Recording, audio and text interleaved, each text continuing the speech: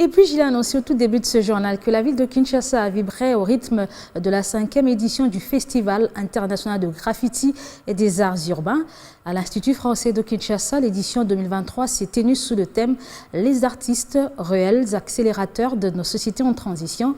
Cet événement a été créé pour vulgariser les arts graphiques qui sont moins connus.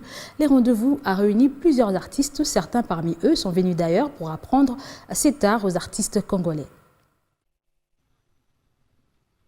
Ateliers, conférences, débats, ainsi que de fresques murales au menu de la 5e édition du Festival international des graffitis et des arts urbains, tenu à l'Institut français de Kinshasa sous le thème « Les artistes, réels accélérateurs de nos sociétés en transition ».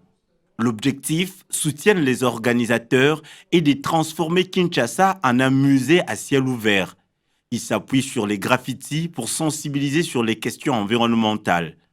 La protection de l'environnement est question d'urgence au risque que la planète devienne invivable. Nous avons choisi de parler des questions environnementales parce que la transition écologique, c'est une question très importante pour l'avenir de notre pays. Parce que nous sommes, comme on aime le dire, nous sommes un pays solution. Et c'est un sujet qui doit absolument intéresser tout le monde. Cette édition connaît l'apport de l'UNESCO, l'Agence des Nations Unies qui s'occupe de la culture, vecteur de partage d'expériences, des connaissances sur la gestion responsable de l'environnement.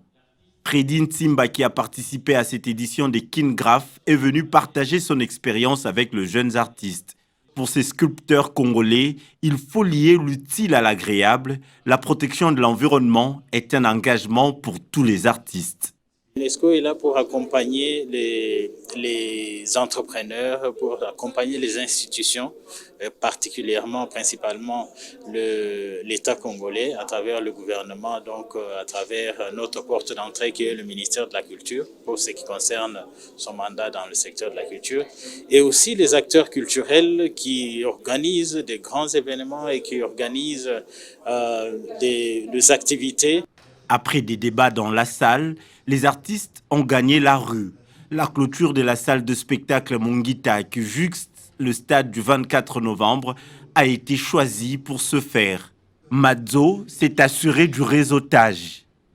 Parce que si on avait donné juste le côté beau, sans pour autant poser le côté environnemental, parce que nous sommes à Kinshasa, avec plus de 10 millions d'habitants, je pense. Donc, je pense qu'il y a aussi des problèmes à soulever, à dire. Donc, à travers les œuvres montrées, on voit aussi que les artistes s'intéressent aussi à la nature, à leur lieu d'habitation aussi, et sur des questions. C'est ce qui est important aussi à soulever. Le graffiti reste encore un art moins connu en RDC.